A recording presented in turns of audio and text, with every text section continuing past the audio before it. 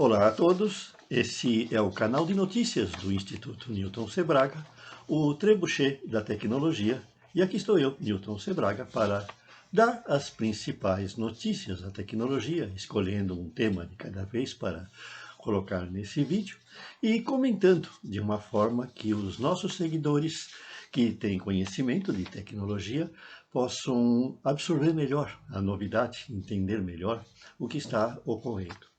Trebuchet, para quem não sabe, é aquela arma medieval que lança pedra para todos os lados.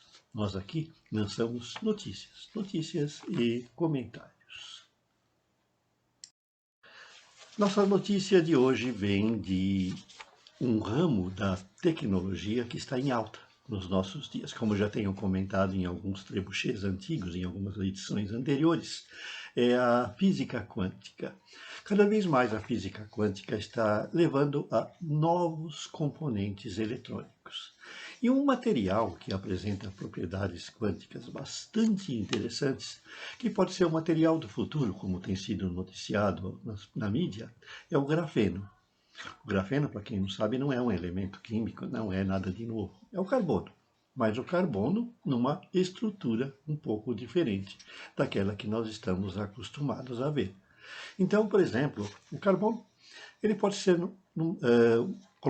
encontrado na natureza numa forma amorfa, quer dizer, sem assim uma forma definida da sua estrutura atômica. É o carvão.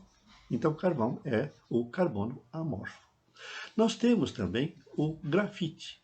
O grafite já é uma forma de cristal de carbono, onde os átomos de carbono eles estão de uma forma organizada, formando uma estrutura cristalina, mas essa estrutura ela tem assim uma separação maior entre os átomos.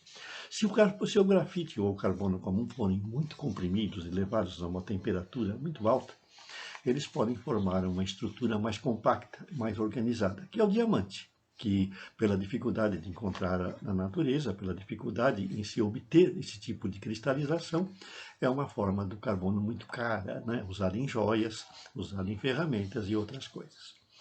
E aí, posteriormente, descobriu-se que é possível você ter o carbono em camadas que tenham um átomo de espessura, camadas extremamente finas que possam ser organizadas dessa forma.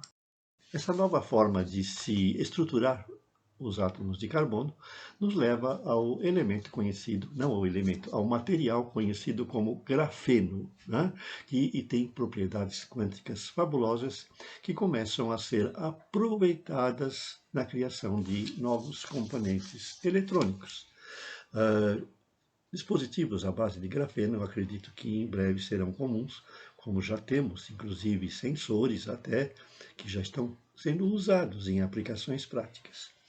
Mas agora, o que se descobriu é uma notícia assim muito interessante que leva à possibilidade de coisas fantásticas em relação ao uso do grafeno e da física quântica, das suas propriedades quânticas, na eletrônica.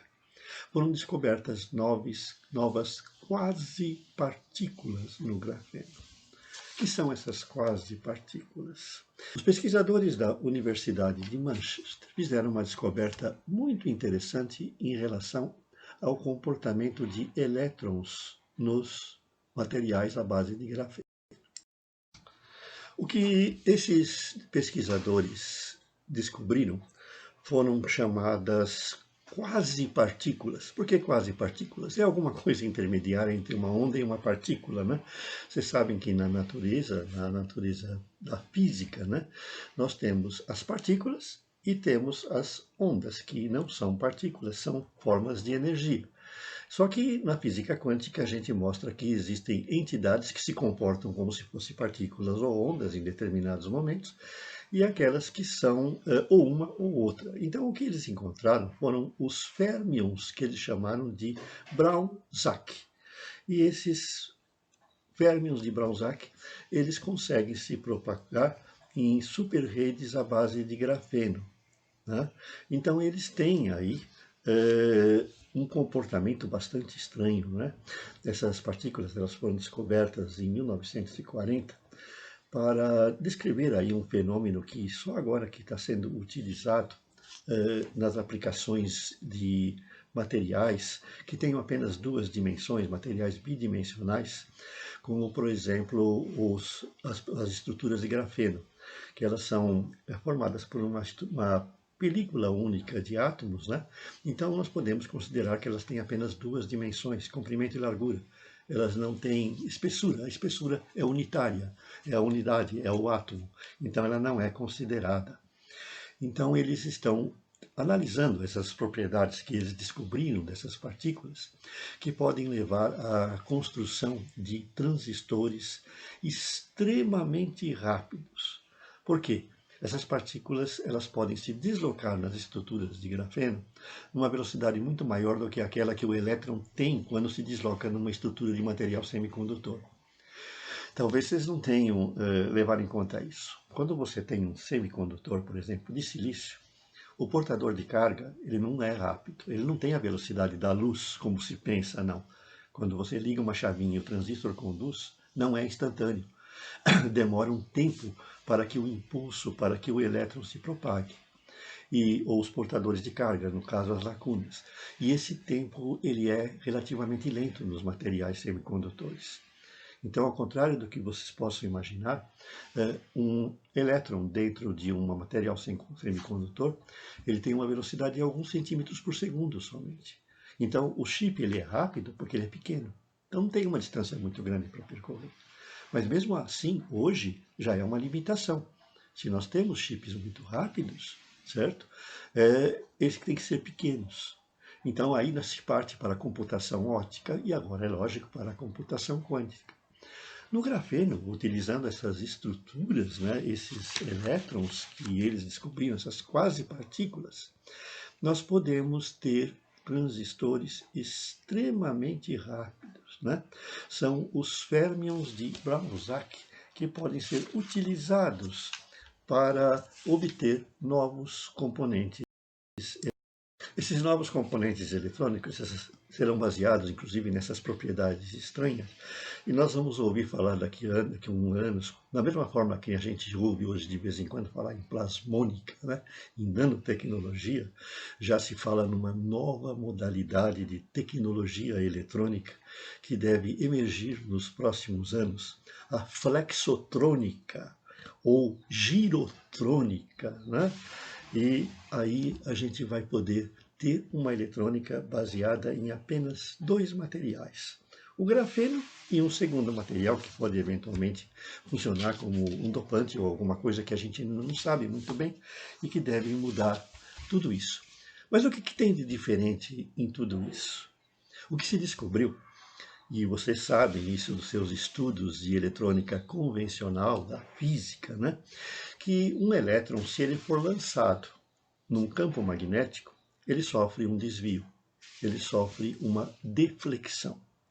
Então, os campos magnéticos podem ser usados para controlar elétrons. A gente usa isso em muitas aplicações práticas, né, da eletrônica, né? O feixe de elétrons de um tubo de raios catódicos ele é deflexionado por um campo magnético, né?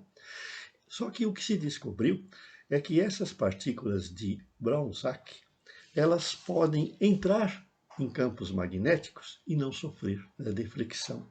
Ela torna o elétron imune à ação de campos magnéticos.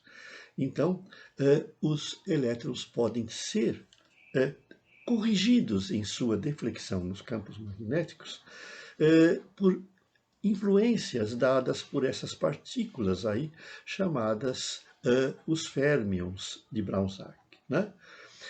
Então, é um negócio muito interessante, porque o que os cientistas descobriram é que eles podem fazer com que elétrons fiquem imunes a campos magnéticos, dopando o grafeno com o boro, que é um elemento químico muito comum, que pode ser usado, então, na criação de novos dispositivos semicondutores. Vejam que o que esses pesquisadores conseguiram foi fantástico, porque eles utilizaram um campo de 16 teslas para os seus experimentos, um campo 500 mil vezes mais intenso que o campo da Terra, e conseguiram que os elétrons atravessassem esse campo sem sofrer a influência, né? Então, qual é a ideia que se tem? E aí que a gente vai chegar ao que todo mundo quer, né? Vocês imaginaram um chip de um processador 500 mil vezes mais rápido do que o mais rápido chip que nós temos hoje? Tudo isso vai levar, então, às aplicações do futuro, que são as tecnologias dos componentes eletrônicos super rápidos. Né? Nós já chegamos aos supercapacitores, nós já temos outros supers aí usados na eletrônica, e agora logo logo virão os super transistores, a eletrônica super rápida, que será, na verdade, chamada de flexotrônica, né? Ou ainda de outro nome, de girotrônica, porque os elétrons estarão sendo girados, terão os spins alterados por influências, por campos, em que vão permitir que, na sua movimentação, eles armazenem o 0 ou 1. Né? A gente estuda lá em física quântica, né? E vocês que avançaram no estudo da química, mesmo da estrutura atômica, sabe que antigamente se associava ao elétron uma rotação. Ele tinha um spin, vamos dizer, ele girava, né? Spin significa girar. E que o elétron podia girar em dois sentidos, horário e anti-horário. E assim os pesquisadores associaram ao elétron o spin mais meio ou menos meio, que a física quântica utilizaria depois para armazenar bits. Então eu consigo armazenar bits nos elétrons. Só que posteriormente, é lógico, a gente sabe que o elétron na realidade é uma onda de probabilidade, ele não é uma partícula redondinha, assim como um fóton, né? Mas mesmo assim o conceito de spin continuou.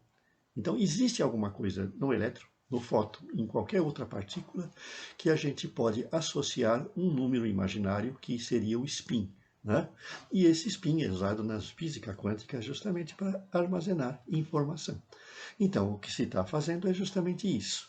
Está se criando uma nova tecnologia eletrônica que vai nos levar ao quê? A uma eletrônica super rápida, baseada nessas propriedades que, dia a dia, estão sendo anunciados. São novas estruturas, novos componentes, novas propriedades dos elétrons e muita coisa mais que vem por aí. Nós estamos numa época de revolução. Vamos acompanhar aqui em nosso trebuchet tudo que vai surgindo nesse campo que pode nos levar a coisas maravilhosas nos próximos anos. Talvez daqui 4, 5 anos, vocês, quando fizerem uma nova vistoria aqui desse vídeo, assistirem novamente, eles vão dizer, puxa, o professor tinha razão, certo? Tem muita coisa que pode ser ainda descoberta, que a gente já sabe, né? E que vem por aí, né? A gente tem lá aquela velha frase do Pascal, né? Que ele falava que quanto mais coisas a gente descobre, mais coisas a gente descobre também que não sabe.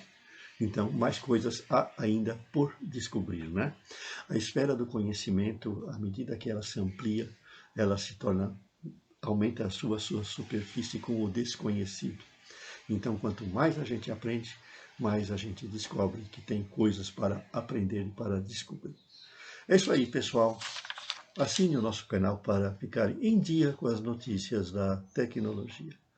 Até mais e acompanhe o Instituto Newton Sebrae.